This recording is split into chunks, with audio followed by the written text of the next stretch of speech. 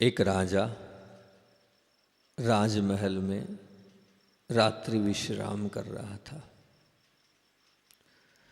रात में विश्राम करते करते एक स्वप्न ने उसको घेर लिया। स्वप्न कुछ इस प्रकार था। उस स्वप्न में देख रहा है कि परचक्र के राजा ने हमारे देश पर आक्रमण किया है और पूरे देश पर कब्जा कर लिया है। अब राजा राजमहल में आ गया है, अब कुछ बाकी नहीं बचा है, अब तो मेरा अंत बाकी बचा है। अगर मुझे बचना है तो गुप्त द्वार के माध्यम से जो तलघर है उससे मुझे बाहर होना पड़ेगा, अन्यथा मेरी जान चली जाएगी। हर व्यक्ति को अपनी जान प्यारी है। छत्री तो था, लेकिन छत्रीपना न रखकर उसने भागना प्रारंभ किया और उसके पीछे सेना लगी है। परचक्र का राजा लगा है, वो भागते जा रहा है। उस भागने में जितने आभूषण थे, जो मुकुट था, हार था, सब कुछ कपड़े थे, लथपथ हो गए।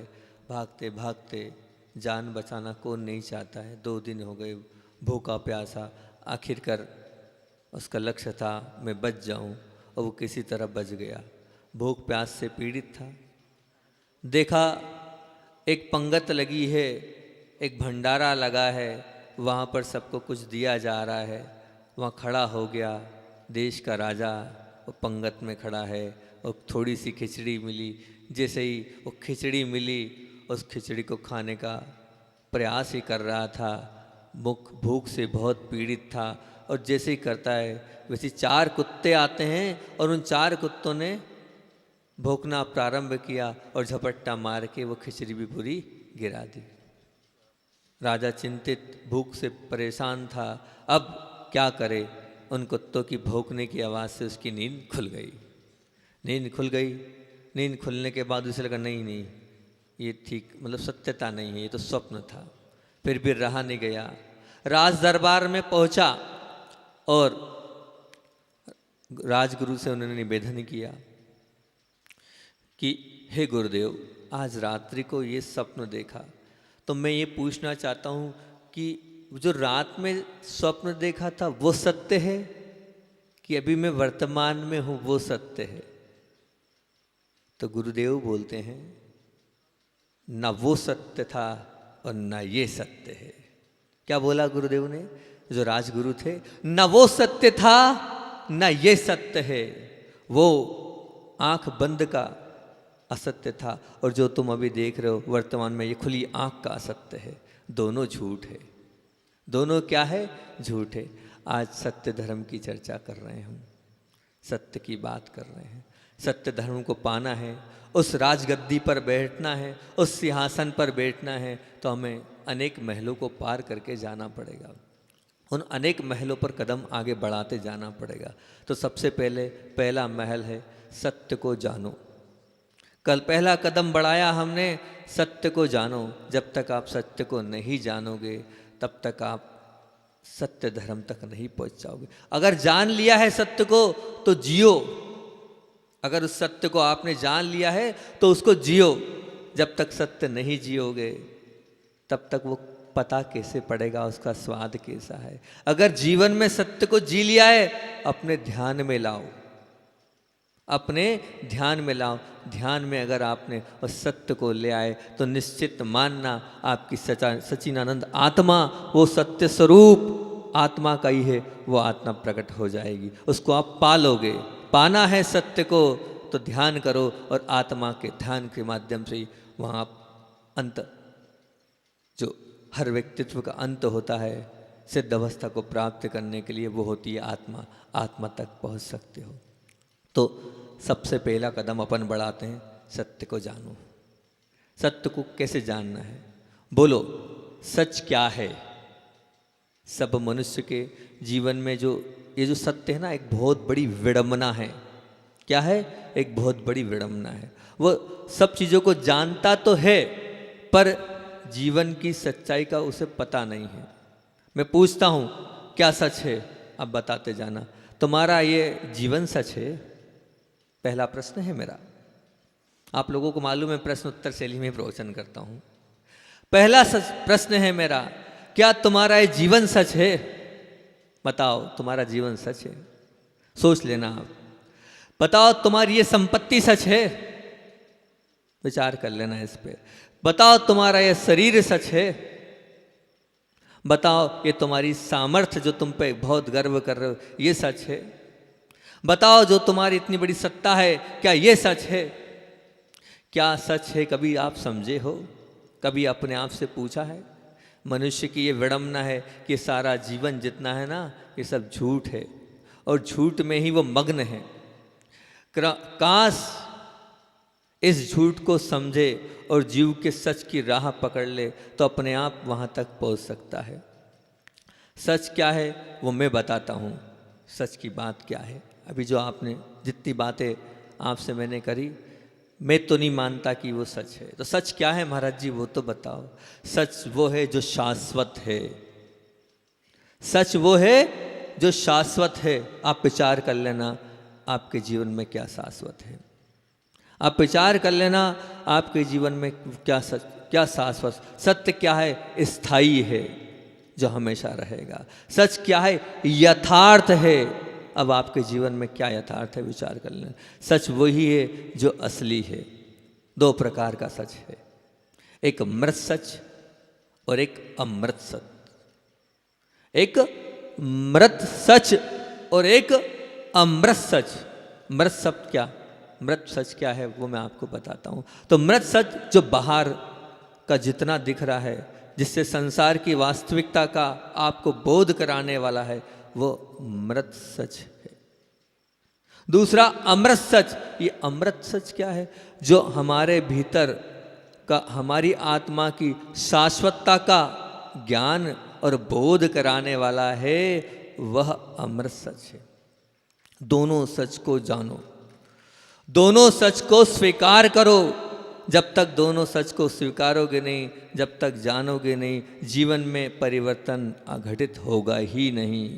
सच क्या है जानो, पहचानो और जीवन को उसके अनुरूप ढालो, तभी आप अपने आप का कल्याण कर पाओगे। जब तक सच को नहीं पहचानोगे आप अपना कल्याण नहीं कर पाओगे।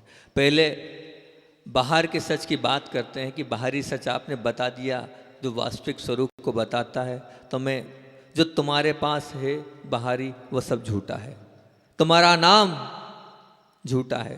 महाराज जी हमारा नाम झूठा है? बिल्कुल। तुम्हारा रूप झूठा है, तुम्हारा रुतबा झूठा है, तुम्हारा रुपया झूठा है। कैसे है साबित तो करके बताओ। बताता हूँ। तुम्हारा नाम झूठा है। कब से ये नाम तुम्हारे जीवन में जुड़ा है? जब हमारा जन्म हुआ। जन्म होने के बाद माता पिता ने आपका नाम रख दिया। आप इस नाम से व्यवहारिक रूप से जाने जा रहे हैं। अरे नाम कब तक रहेगा? विचार तो करो आप। ये नाम कब तक रहेगा? एक ना एक दिन ये नाम समाप्त हो जाएगा। कोई बहुत अच्छा काम कर लिया तो हो सकता है बाद में आपका नाम भर रह जाए, लेकिन आप नहीं रहोगे। बताओ तो ये नाम शाश्वत है क्या तुम्हारा? इसको क्यों सत्य मान रहे हो? फलाने फलाने चंद जी, डॉक्टर साहब, अजीत जी, मंत्री महोदय अशोक जी, बताओ इतने सारे यहाँ पर लोग बैठे हैं जिस नाम के पीछे आप अपने आप को बहुत बहुमान करते हो, और अगर आपका नाम यहाँ से ले दिया जाता तो बड़े प्रसन्न होते हो। उस नाम को अगर हमने यहाँ से बोल दिया तो वो नाम शाश्वत है? नहीं है भैया, वो नाम शाश्वत नहीं है, बिल्कुल भी नहीं है। आप बताओ, आपने कहा आपका जो नाम है वो झूठा है। स्पष्ट रूप से मैं कह रहा हूँ वो झूठा है। तुम्हारा वो रुतबा वो झूठा है, बिल्कुल बिल्कुल झूठा ही झूठा है। अब आप कह रहे हो ये शरीर, ये रूप, जिस रूप के पीछे तुम पागल हो रहे हो कि मैं जितना रूपवान हूँ वो कोई भी नहीं है, तो क्या रूप आपका सत्य है? नहीं, ये भी झूठा है। ये रूप कब मिला आपको? ये रूप जो आप वर्तमान में है वो कब मिला आपको?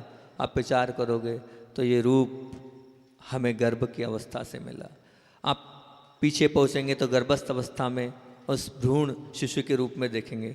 थोड़ा बड़े हुए तो बचपन आपको दिखेगा, और थोड़ा बड़े हुए तो अभी की अवस्था आपको दिख रही है, और भूत की अवस्था देखेंगे, भविष्य की अवस्था देखेंगे तो आप क्या दिखेंगे, थोड़ी वृद्ध अवस्था में दिखेंगे। और आगे भविष्य में जाएंगे, जिस रूप के पीछे आप पागल हो तो आप वो शमशान घाट में अपने शरीर को जलता हुआ देखें।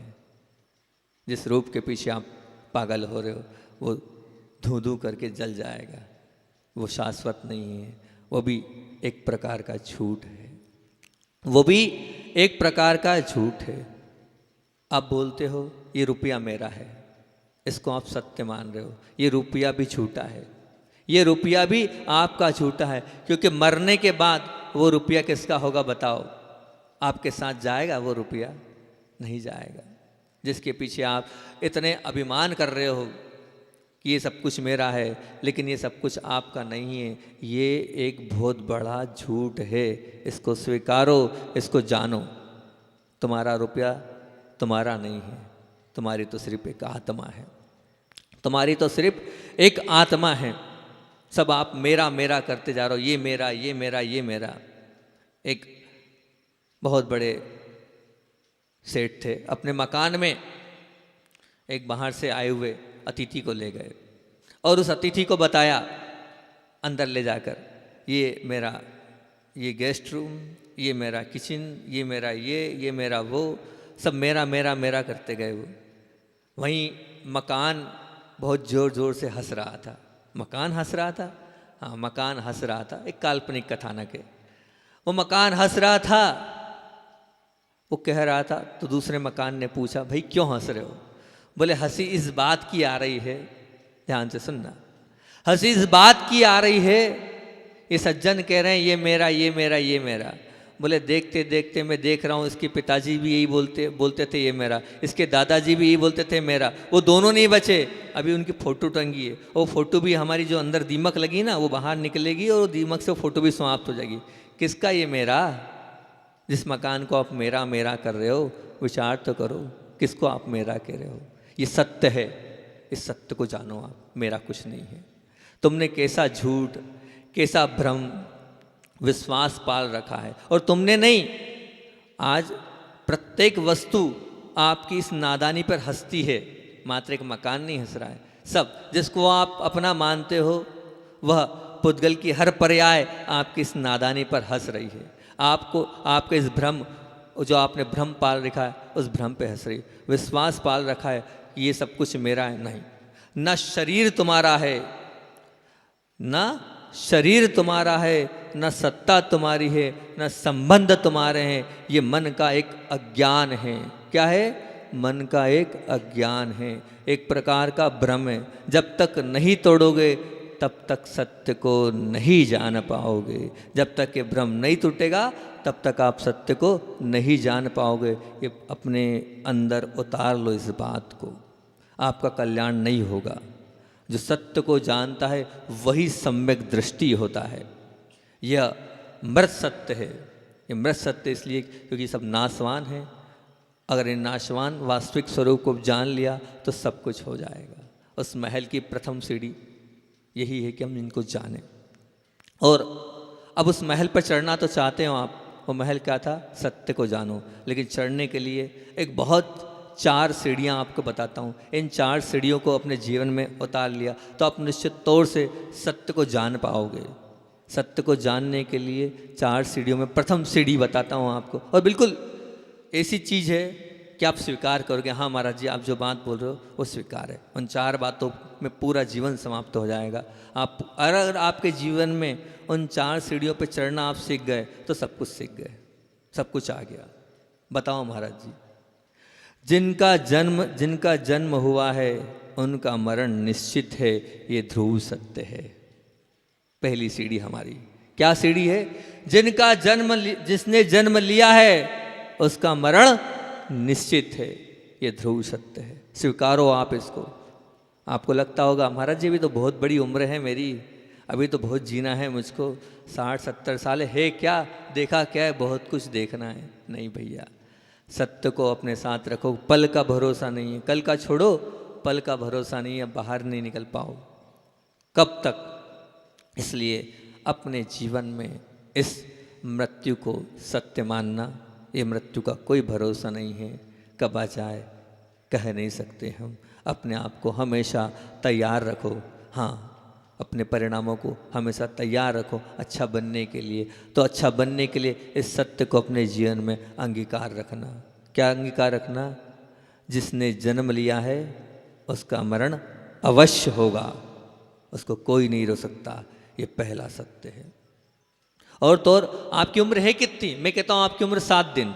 7 दिन कैसे? सोमवार को आपने माँ के पेट में आए, गर्भ में आए, फिर मंगलवार को आपने जन्म लिया, बुधवार को आप पढ़े लिखे, गुरुवार को आपका ब्याह हो गया, और क्या हुआ, शुक्रवार को आपको बच्चा हो गया, शनिवार को बुढ़ापा हुआ, और रविवार को आप चले गए। ये 7 वार में आपका जीवन टिका है। और वास्तविकता में एक बात बताऊं, आप जब भी मरोगे ना, इन 7 वारों में से कोई सी वार मरोगे, इससे ज़्यादा नहीं। कितने वार हैं? 7 है ना। इन 7 वारों में से और कोई वार नहीं रहेगा। कभी सोमवार को या मंगलवार को या बुधवार को, गुरुवार को, शुक्रवार को, शनिवार को या रविवार को, इससे बाहर नहीं मरोगे। इन 7 वारों में ही आप मरोगे। तो इस ध्रुव सत्य को आप स्वीकार करो कि मरण सबका होना है, मेरा भी मरण होना है। इस सत्य को हमने स्वीकार लिया तो हम आत्मा तक पहुंच जाएंगे।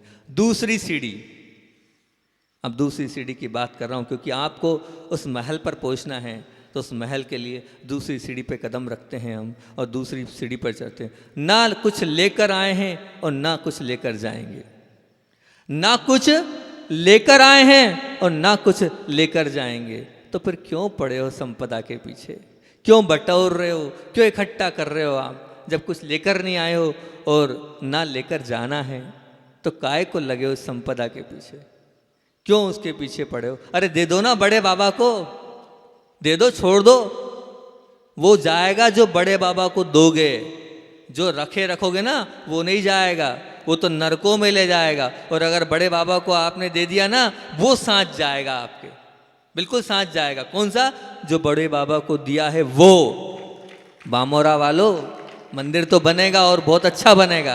तुम्हारा पुण्य होगा तो तुम्हारा धन लगेगा। जिसका पुण्य होगा उसी की राशि लगेगी, ध्यान रखना।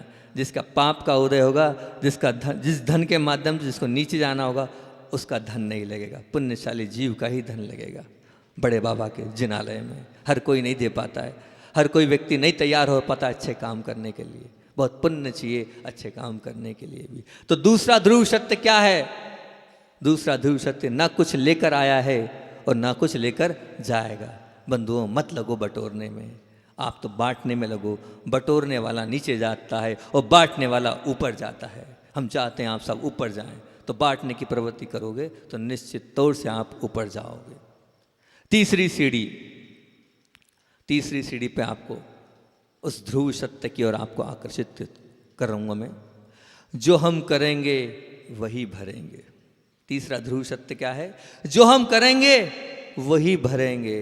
टिट फॉर टिट, जो आपने बोया है आपको वही मिलेगा। आपने गेहूं बोए आपको गेहूं मिलेंगे, आपने कांटे बोए आपको कांटे ही मिलेंगे।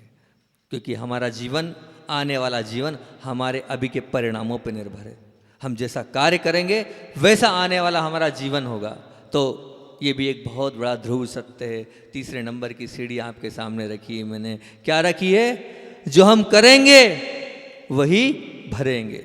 जो हम करेंगे वही भरेंगे। अपने कर्तव्यों पर विचार करो आप कि आप क्या कर रहे हो, अपने जीवन में आपने क्या अच्छा किया है, क्या आपका बैलेंस शीट है। आप विचार तो करो कि मैं जो कर रहा हूँ वो कितना अच्छा कर रहा हूँ। अगर जो कर रहा हूँ उसके हिसाब से आने वाली पर्याय मिलेगी तो क्या मिलेगी। खुद बनाओ अपनी बैलेंस शीट। सीए साहब बैठे हैं यहाँ पर, दिनेश जी, बनाओ बैलेंस शीट अपनी। क्या आप तो खैर बहुत लगे हैं, बनाओ अपनी बैलेंस शीट। वो बैठे हैं सभी लोग, सीए लोग बैठे तो बैलेंस शीट वही बनाते। अपनी बैलेंस शीट बनाओ। कंपनियों की बैलेंस शीट तो बहुत बना लिया आपने। अपना खुद का चिट्ठा खोलो और देखो अपने चिट्ठे को कि मैं क्या कर रहा हूँ और मैं जो कर रहा हूँ उससे क्या मिलेगा मुझे। जब ये सत्य है कि जो मैं बोऊंगा वही मिलेगा, तो मैं क्या बो रहा हूँ अपने जीवन में। मैं जो बो रहा हूँ उसका क्या फल मिलेगा, वो कैसे अंकुरित होगा, उसके परिणाम में कैसे भोगूंगा। जब तक आप उसका चिंतन नहीं करोगे तब तक इस सत्य में मानूंगा आपने स्वीकार ही नहीं किया। स्वीकार तो तब होगा जब आप इसको स्वीकारोगे। इस ध्रुव सत्य को आप स्वीकारो कि जो हम करेंगे वही भरेंगे। चौथी सीढ़ी पर चलते हैं अपन। चौथी सीढ़ी क्या है? ना हम किसी के, ना कोई हमारा। चौथी सीढ़ी क्या है? एक एक सीढ़ियाँ हमारी बहुत परफेक्ट है, ऐसा चिंतन नहीं है। चिंतन बहुत सोच समझ के शब्दों का समायोजन किया है। ना हम किसी के, ना कोई हमारा, ये चौथा सत्य है। ना हम किसी के, ना कोई हमारा, ये जीवन का चतुर्थ सत्य, चतुर्थ सीढ़ी है। चढ़ना है आपको, सत्य को जानना है, तो इसके माध्यम से जानो आपका कोई नहीं है। किसे आप अपना मान रहे हो? बताओ। आप अपने बेटे को अपना मान रहे हो, अपनी पत्नी को अपना मान रहे हो, किसे अपना मान रहे हो? कोई भी आपका नहीं है। कोई भी आपके दुख में आपके साथ नहीं जाएगा। सिर दर्द होगा तो आपका होगा, वो चाह कर भी सिर दर्द आपका नहीं ले पाने, चाहे कितना ही मोह हो, वो चाह कर भी आपके सिर दर्द को अपने साथ डाइवर्ट नहीं कर पाएंगे। लाओ मुझे दे दो, नहीं दे पाएंगे। आपके दुख, आपके कष्ट आपके रहेंगे। ये तो एक मोह आप कर रहे हो, लेकिन ये मोह नाशवान है। तो अब ध्यान रखना, अपने जीवन में इस अमिट और ध्रुव सत्य को स्वीकार कर लेना, ना हम किसी के और ना हमारा कोई भी नहीं है संसार में, हमारा कोई भी नहीं है। फिर क्या है? तुम्हारा अगर मोह, भ्रम, अज्ञान, आसक्ति पल में नष्ट हो जाएगी। कब होगी? जब इन ध्रुव सत्य को स्वीकार करेंगे। कब होगी? या आपका मोह, या आपका भ्रम, या आपका अज्ञान, या आपकी आसक्ति पल में नष्ट हो सकती है। कब होगी? जब इन 4 सीढ़ियों पे चढ़ोगे और सत्य को जानोगे, तब उस महल पर चढ़ पाओगे, तब उस महल पर जाकर आप अपना निवास कर पाओगे। अन्यथा नहीं हो पाएगा, बिल्कुल नहीं हो पाएगा। आप तो इस फूल रहे हो, किस में फूल रहे हो? जो दिख रहा है वो झूठा है, उसको देख के आप फूल रहे हो, आपके वो झूठापन है। वो बेलून है ना, जब फूलता है अगर ज़्यादा फुला दे तो फूट जाता है। ऐसी मत फूलो आप अपनी संपदा पे, अपने रूप पर। फूट जाओगे। नहीं फूटता महाराज जी, हम अच्छे से हवा भरेंगे, भर लेना। जब उसकी हवा निकलेगी ना तो कैसा मुरझा जाता है, ऐसे आपका जीवन मुरझा जाएगा। मत फूलो आप उस पर। संसार के जितने भी संयोग है क्षणभंगुर हैं, चाहे संपदा के हो, चाहे आपके रिश्तेदारी के हो। अगर कोई शाश्वत है तो मात्र आपकी आत्मा ही शाश्वत है। आत्मा के अलावा कोई भी चीज़ शाश्वत नहीं है। जगत की नश्वरता और आत्मा की क्या? जगत की नश्वरता और आत्मा की सत्ता को पहचानो। जगत की नश्वरता को नहीं पहचानोगे तो आत्मा की सत्ता नहीं मिलेगी। बहुत अच्छी गाथा जो मुझे प्रिय भी है, बहुत अच्छी भी लगती है। उसमें स्पष्ट भाव कुंद कुंद भगवान ने डाला है। 2 गाथाएं ज़्यादा प्रिय है मेरी। पहले एक गाथा को रखता हूँ। एगो में शासदो आदा नाण नाण दंसम लक्षणों, ऐसा में बाहिरा भावा सव्वे संजोग लक्षणा। प्राकृत की भाषा है, उसके भाव आपके सामने रखता हूँ। मैं एकमात्र शाश्वत ज्ञान दर्शन स्वभावी आत्मा हूँ। क्या हूँ? आत्मा हूँ। मुझसे भिन्न बाहरी पदार्थ जितने भी हैं वो सब संयोग लक्षण वाले हैं। जितने भी पदार्थ जिनको आप बहुत मान रहे हो, मेरा भाई, मेरी संपत्ति, मेरा सब कुछ, ये क्या है? ये सब बाहरी पदार्थ हैं और ये संयोग लक्षण हैं। तो क्या है शाश्वत? आचार्य कुंद कुंद भगवान कहते हैं ज्ञान दर्शन स्वभाव ही यहाँ पर शाश्वत है। इसके अलावा कोई भी शाश्वत नहीं है। सब भिन्न हैं, सब अलग है। अपनी आत्मा को ध्याओ, अपनी आत्मा तक पहुँचो, अपने आत्म स्वरूप को देखो, वही सब कुछ है। बाकी तो सब है, वो तो सब छोड़ने योग्य है, उनको छोड़ना ही पड़ेगा। एक और इसी विषय को छूती हुई गाथा, वो ज़्यादा बहुत आचार्य श्री के मुख से बहुत बार सुनता हूँ उस गाथा को। अहमिक्को खलु शुद्धो, अहमिक्को खलु शुद्धो दंसन नानमयो सदा रूवी, नवी अत्थि मज्जम किंचवी, नवी अत्थि मज्ज किंचवी, अन्नम परमाणु मित्तवी। क्या भाव है इसके! बहुत अच्छे भाव भरें, समझने का प्रयास करें। और अगर लगे तो आज ध्यान में बैठकर थोड़ा 2 मिनट 5 मिनट इस गाथा पर चिंतन करना। मैं एक मात्र शुद्ध आत्मा हूँ। अहमिक्को खलु शुद्धो, क्या हूँ? शुद्ध आत्मा हूँ। दर्शन ज्ञानमयी हूँ, अरूपी हूँ। कैसी हूँ? कैसी आत्मा? ज्ञान दर्शनमयी है, अरूपी है और कैसी है, इंद्रियों से अलिप्त है, ऐसी अगम्य ये आत्मा है। इस आत्मा का आप ध्यान करो, यही शाश्वत है। आज सत्य धर्म को पालना चाहते हो तो यही सत्य है। मुझसे भिन्न जगत का एक परमाणु भी मेरा नहीं है, इस सत्य को जानो, यही शाश्वत सत्य है। रात में एक स्वप्न आया और स्वप्न से, वो जो स्वप्न आया और स्वप्न से जब आप उठे, अरे ठीक ठीक ये स्वप्न था, आप डरे पहले डरे हुए थे और बाद में जैसे ही आप उठे तो डरे नहीं।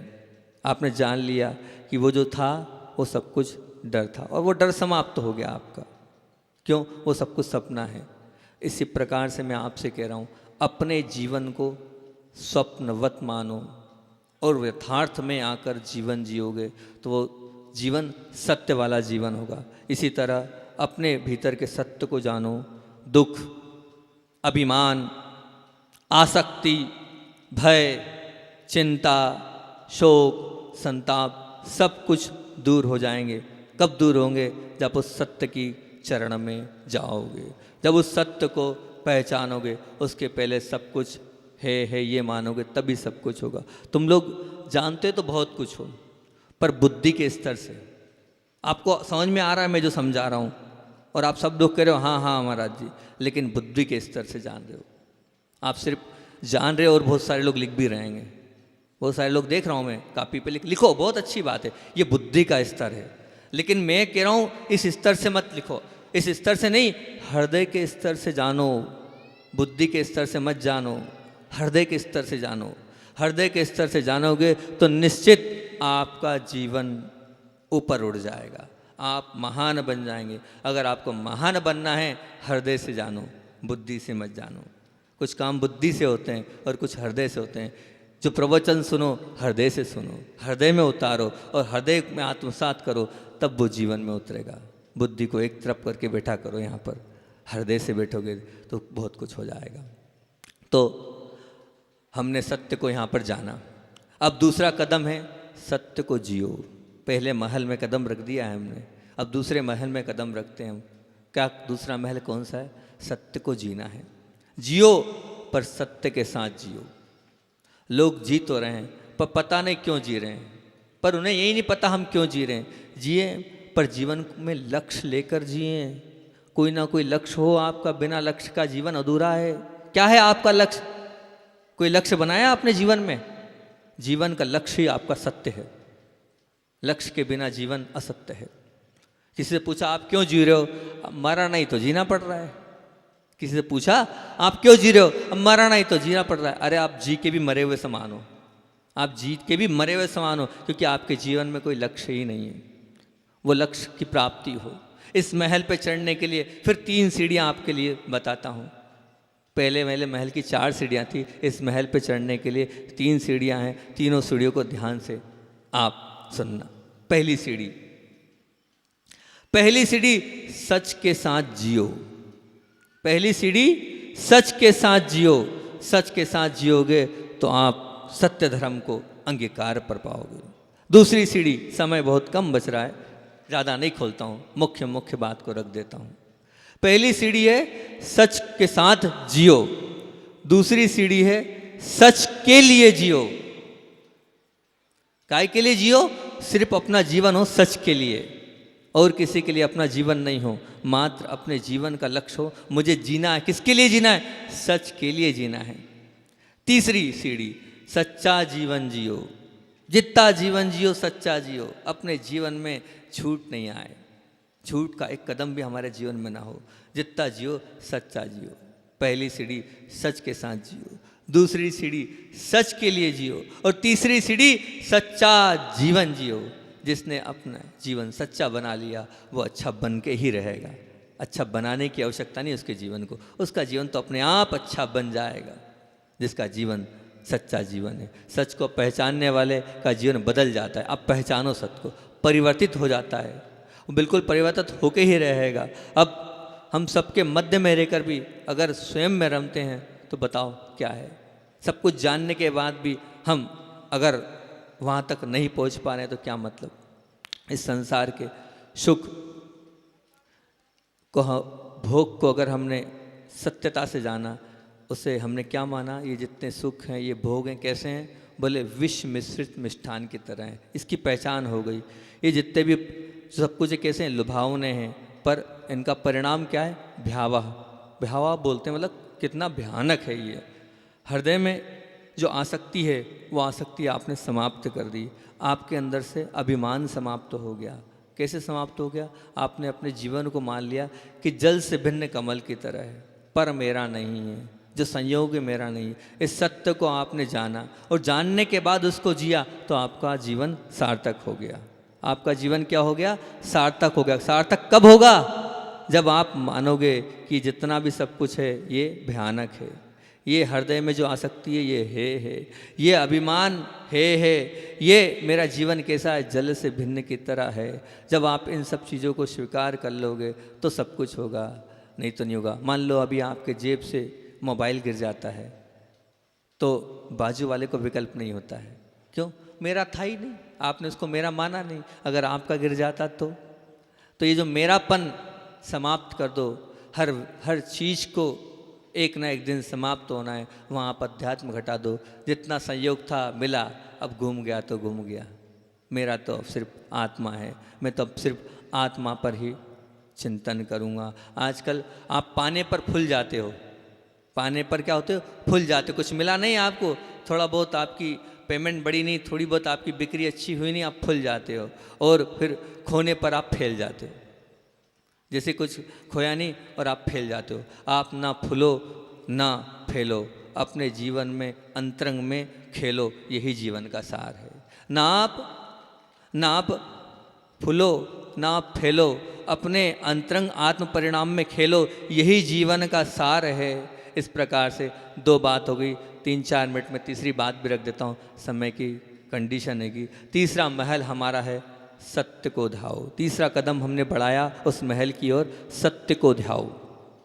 सत्य को ध्याओ मतलब सत्य का ध्यान अर्थात आत्मा का ध्यान करो।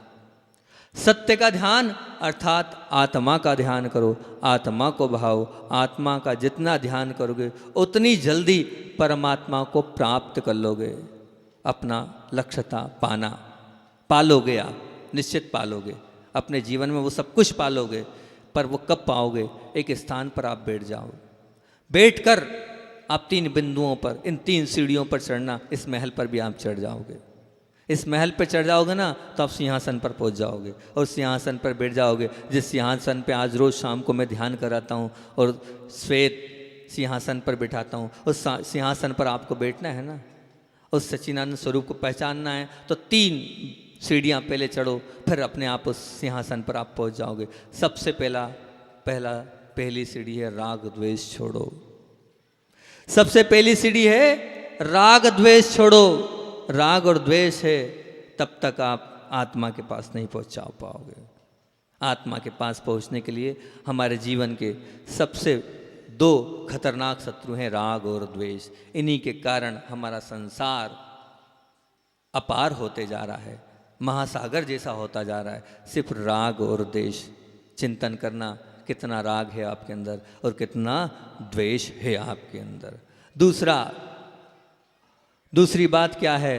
तो फिर दूसरी बात ये है कि वो जो राग और द्वेष तो कर दिया, अब जितने भी दुख हैं वो सब दुख क्या हैं? वो सब दुख मेरे नहीं हैं, इस शरीर के हैं। जो कष्ट हैं मेरे नहीं हैं, वो किसके हैं? वो किसके हैं? शरीर के हैं। शरीर को कष्ट हो रहा है, मेरी आत्मा को नहीं। जिसने ये मान लिया वो आत्मा के पास पहुंच जाएगा। क्योंकि आप बैठते थे वो शाम को ध्यान करने, कहीं कोई मच्छर आता है? देखता रहता हूँ मैं, हालांकि मैं भी करता हूँ, कोई मैं इतना वैसा नहीं हूँ कि एकदम मैं बैठ गया तो मैं भी सामायिक में हो जाता है। लेकिन बता रहे हैं, स्वीकार तो करें हम अपनी गलती को कि कोई मच्छर आया नहीं हम भगा देते हैं, कोई कीड़ा आया नहीं भगा देते, थोड़ी झुंझुनी चढ़ी नहीं ये कर देते हैं। होता है ऐसा। लेकिन ध्यान रखना, ध्यान उसी का होगा। आचार्य श्री बार बार बोलते हैं कुछ मत करो, सामायिक में कुछ नहीं करना है। आचार्य श्री ने एक बार हम लोगों को, मूलाचार्य ने बोला कुछ मत करो ध्यान में, सामायिक में कुछ नहीं करना, एक ही बात का ध्यान रखना। मैंने कहा जी आचार्य श्री बोलिए। बोले आज 48 मिनट तुम्हारा नियम है, तुम इतना देखना तुम्हारा शरीर कितनी बार हिला। तुम्हें गिनती करनी है, तुम्हारा शरीर कितनी बार हिला? मैंने कहा तो और कठिन काम है। तो बोले बस वही ध्यान है सच्चा, पहले तुम काया को स्थिर करो, जब तुम्हारी काया स्थिर हो जाएगी तो मन तो अपने आप स्थिर हो जाएगा। वचन तो तुम करते ही नहीं हो प्रयोग सामायिक में। तो मैंने कहा जी अच्छा इसे प्रयोग करता हूँ। तो मैंने शुरू में तो बहुत प्रयास किया, कम से कम आधा घंटा 45-50 मिनट तक बिल्कुल स्थिर रखने का प्रयास किया, जैसे भगवान है वैसे, मच्छर काटे कुछ भी काटे प्रयास किया।